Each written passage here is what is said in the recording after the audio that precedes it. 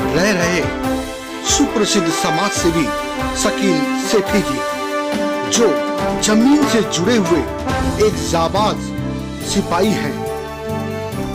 जनता public के बीच में खाना, पैसा, राशन सभी चीज वितरण करने के बाद भी उन्होंने कोई वीडियो या फोटो का जिक्र नहीं करवाया।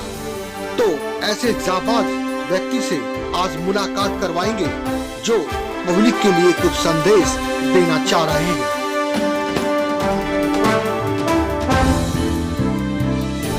नमस्कार दोस्तों, आप हैं संजय कुमार श्रीवास्तव के साथ और मुस्कान इंडिया न्यूज में स्वागत है। तो जनाब दिल थाम के बैठिए, आज हम मिलाने जा रहे हैं बहुत प्यारे मेहमान से जो काफी जमीन से जुड़े हुए व्यक्ति हैं और जो चारों तरफ इस टाइम ध्यान दे रहे हैं। लॉकडाउन में कई हजार और कई लाख रुपए जो है लोगों में बांट चुके हैं, जो अपना फोटो और चेहरा भी नहीं आने दे रहे किसी फोटो और वीडियो के अंदर। ये बहुत बड़ी बात है।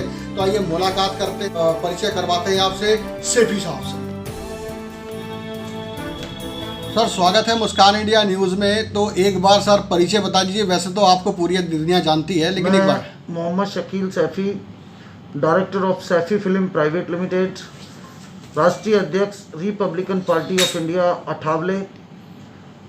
मैं सबसे पहले तो आज हमारे आदरणीय योगी आदित्यनाथ उत्तर प्रदेश के मुख्यमंत्री जी के फादर की देहांत हुआ है। सबसे पहले मैं उन्हें अपनी श्रद्धा सुमन अर्पित करता हूँ। ऊपर वाला उनकी आत्मा को शांति दे और उन्हें स्वर्ग दे। मैं देश के प्रधानमंत्री आदरणीय श्री नरेंद्र मोदी जी का बहुत बहुत धन्यवाद करना चाहूँगा, जिन्होंने लॉकडाउन बढ़ाकर लाखों करोड़ों लोगों की जान बचाई और लाखों करोड़ों लोगों को जीवन दिया है और अभी जीवन देने का काम कर रहे हैं। तो सेठी साहब, क्या लगा कि मैं शुरू से ही समाज सेवा कर रहा हूं और अभी समाज सेवा पे ध्यान दे रहा हूं।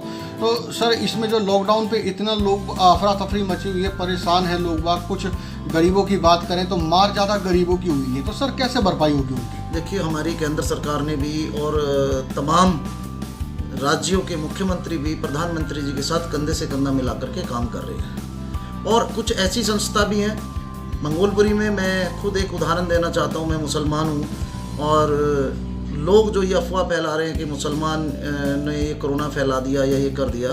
एक मंगोलपुरी में हमारा वाल्मीकि मंदिर है। हमारे भाजपा के एक बहुत बड़े नेता हैं विनोद शर्मा जी, उन्होंने मुझे बुलाया तो बुला करके उन्होंने मुझे वहाँ पे मंदिर में लंगर बंटवाया। मुझे बड़ा अच्छा लगा कि क्योंकि ऐसे लोग भी अगर समाज के मंदिर वाले लोग आ रहे हैं तो मैं एक सरकार से अपील और करना चाहूँगा कि जो लोग खाना बांट रहे हैं, और चाहे वो मंदिर हो, मस्जिद हो, गुरुद्वारा हो, चर्च हो, कुछ भी हो, उन्हें परमिशन ज़रूर देनी चाहिए, क्योंकि लाखों लोगों का पेट भर रहे हैं वो लोग। और ऐसे लोग भुखमरी से भी बचेंगे और लोगों के पेट में अन्न भी जाएगा, दाना जाएगा, वो लोग जिंदा रहेंगे, सरकार की मदद करेंगे। हाँ, डिस्टेंस ज़रूर बना के रखें, सरकार के कानून का पालन करें और दूरी बना के रखें। मैं दिल्ली पुलिस से भी अपील करना चाहूँगा। और मैं कल एक प्रोग्राम बहुत बड़ा करने जा रहा हूँ, जो आज के कोरोना वायरस के जो योद्धा हैं, दिल्ली पुलिस, मैं उन्हें सलाम करता हूँ। डॉक्टरों को मैं सलाम करता हूँ, सफाई कर्मचारियों को मैं सलाम करता हूँ। उन तमाम योद्धाओं को जो एनजीओ के माध्यम से और जो सामने नहीं आते हुए भी गरीबों की मदद करते हैं, उन सबको मैं सलाम करता हूँ। मैं यही आप लोगों से आग्रह करूँगा कि कोई भी आप अपने पड़ोस में कोई भूखा ना रहे और किसी को भूखा सोने ना दें। ये सबसे बड़ा पुण्य है, चाहे वो हिंदू हो, मुस्लिम हो, सिख हो, ईसाई हो, कोई भी हो। मेरा एक नारा है, भारत माँ के चार सिपाही, हिंदू, मुस्लिम, सिख, ईसाई।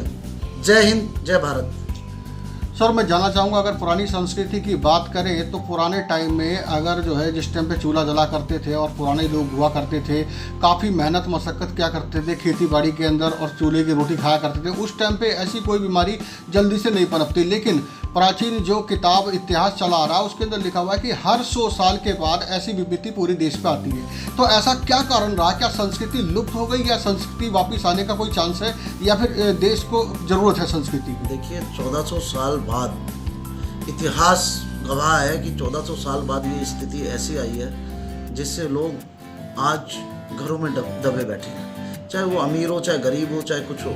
लेकिन हाँ, गरीब लोग बेचारा पेट के लिए तो देखो इधर उधर भटक रहे हैं। तो मैं राज्य सरकारों से भी और केंद्र सरकार से भी अपील करना चाहूँगा कि इनकी व्यवस्था की जाए, खाने की, इनके रहने की व्यवस्था की जाए, इनके बच्चों को दूध की व्यवस्था की जाए, साथ ही साथ इनके अच्छे से VIP ट्रीटमेंट की तरह जैसे और लोगों को दिया जाता है इनको भी ऐसे ही दिया जाए, क्योंकि ये भी हमारे देश का हिस्सा है। जिस समय हमें वोट लेनी होती है उस समय हम ना हिंदू देखते हैं, ना मुस्लिम देखते हैं, ना सिख, ना ईसाई, ना कोरोना देखते हैं, ना कोई बीमारी देखते हैं। तो मैं सभी राजनेताओं से ये बात कहना चाहूँगा कि आज अगर कोई गरीब रोड पे भटक रहा है तो प्लीज़ और प्लीज़ उनका ख्याल रखें, उन्हें ज़रूर क्वारंटाइन डे से बचाएं, क्वारंटाइन से बचाएं और उनके लिए व्यवस्था करें। केजरीवाल जी से मैं खास तौर से दिल्ली की अपील करना चाहूँगा कि उनको, दिल्ली में इतने लोग रोड पे लॉकडाउन का पालन नहीं कर रहे हैं, तो कृपया करके उनके लिए कोई हॉस्टल, कोई स्कूल खोल दें या जिसमें वो लोग रहें, उनके खाने की व्यवस्था करें दिल्ली सरकार।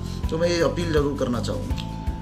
मैं सर जानना चाहूँगा कि पूरे देश में आई हुई विपत्ति पर कहा जाता है कि कुदरत का भी कुछ कहर होता है, तो क्या इंसान इतना आगे बढ़ चुका था? जैसे हम बात करें चाइना की, तो वहाँ पे कुछ भी खाना पीना वर्जित है, सब कुछ खा रहे पी रहे, जैसे मांस मछरा कुछ भी मतलब लगा लो, कोई भी जानवर, कोई भी पक्षी वो लोग खा पी रहे। तो क्या इस पर भी कुदरत का कहर है? देखिए, मैं ये बिल्कुल कहना चाहूँगा कि ये कुदरत का कहर है। कुदरत के बिना तो पत्ता भी नहीं हिलता है। तो मैं ये भी कहना चाहूँगा सभी लोगों से कि आप अपने घरों में बैठ के भगवान को, अल्लाह को, ईश्वर को, वाहिगुरु को सब याद करें, उनके प्रेयर करें, अपने गुनाहों की माफ़ी मांगें, क्योंकि हम लोग गुनहगार हैं सब लोग, और ऊपर वाला ही सिर्फ एक ऐसा है कि उसके मर्जी के बिना एक पत्ता भी नहीं हिलता। और मैं देश के प्रधानमंत्री को फिर एक बार, आदरणीय नरेंद्र मोदी जी को कोटि कोटि प्रणाम करना चाहूँगा, बधाई देना चाहूँगा। वो इतना अच्छा काम कर रहे हैं कि बहुत अच्छा उन्होंने लॉकडाउन किया और इतना अच्छी व्यवस्था कर रहे हैं राशन की दुकानों पर, हर जगह जो सब्जी की दुकानों पर। और अगर गवर्नमेंट इतनी अच्छी सुविधा दे रही है तो सभी नागरिकों से अपील करना चाहूँगा कि आप अपने घर पे बैठ के लॉकडाउन का पालन करें, जैसे हमारे देश के प्रधानमंत्री ने बोला है। मैं यही कहना चाहूँगा कि हमें वैसे ही करना है, हमें अपने देश को आगे बढ़ाना है, देश के प्रधानमंत्री नरेंद्र मोदी को वर्ल्ड में नंबर 1 लेकर के आना है। बहुत बढ़िया सेपी साहब, बहुत बहुत धन्यवाद हमारे मुस्कान इंडिया में 2 शब्द बोलने के लिए। आगे और जी, मैं मुस्कान इंडिया चैनल के लिए भी कहना चाहूँगा कि आप सब, मुस्कान इंडिया चैनल एक ऐसा चैनल है जो छोटे से छोटे, गरीब से गरीब और सही न्यूज़ दिखाता है, सच्ची खबर, सही खबर। मैं मुस्कान चैनल को भी धन्यवाद देना चाहूँगा और मैं चाहूँगा कि इसी तरह आप लोग अच्छी खबर दिखाते रहें, सच्ची खबर दिखाते रहें और इस चैनल को सब्सक्राइब करें, लाइक करें। जय हिंद, जय भारत। बहुत बहुत धन्यवाद सर। ये मिलाते हैं, साथ में बैठे हुए हैं सैफी साहब के साथ में कुछ विनोद शर्मा जी, उनसे थोड़ी बात करते हैं।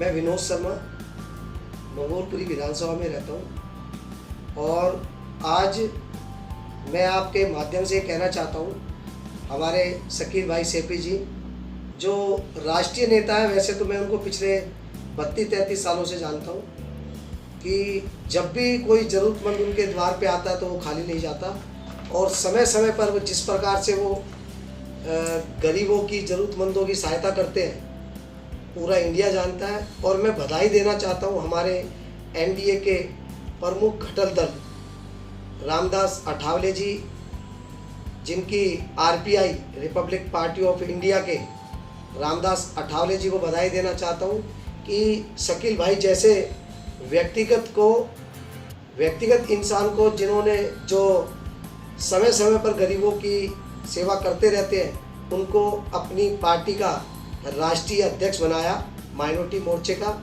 मैं एक बार पुनः बधाई देना चाहता हूं भाई शकील जी को भी कि आपने इतना मेहनत की, जिसका परिणाम है कि आपको रामदास अठावले जी बहुत प्रसिद्ध नेता हैं, उन्होंने आपको राष्ट्रीय अध्यक्ष अपनी माइनॉरिटी मोर्चे का चुना। पंडित जी, बात मैं करना चाहूँगा शकील भाई जी के पास आप बैठे हुए, उनके विषय में तो आपने जानकारी दिया। मैं जानना चाहूँगा जो मंगोलपुरी के अंदर मंदिर बनी हुई है, आपका छत्तीसगढ़ स्टेट वहाँ पे ज़्यादा है और लोग समाज सेवा में आप जुटे हुए, तो क्या कहेंगे पब्लिक के लिए उस मंदिर के विषय में?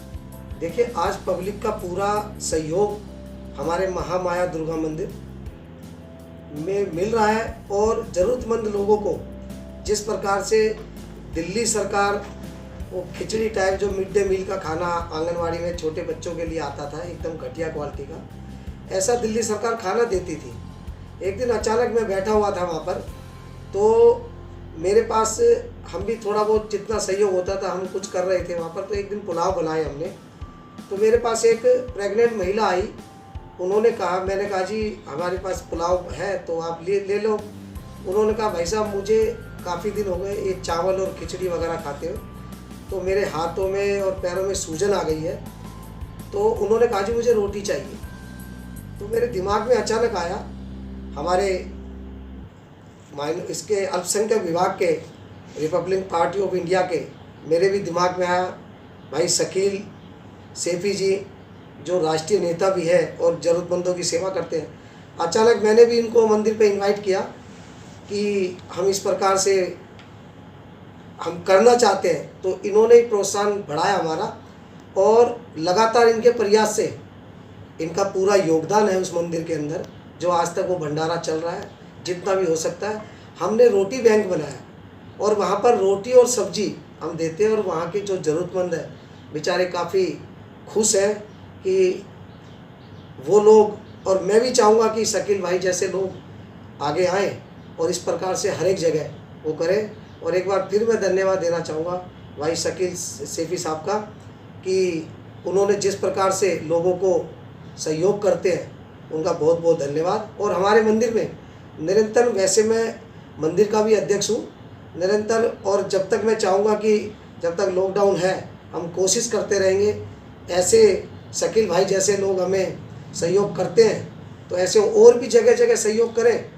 लॉकडाउन तक हमारा ये प्रयास रहेगा कि हम ज़रूरतमंद लोगों की सेवा इसी प्रकार से करते रहें। और मुस्कान टीवी का मैं धन्यवाद करना चाहता हूँ कि वो भी समय समय पर आकर ऐसे लोगों को प्रोत्साहित करते हैं।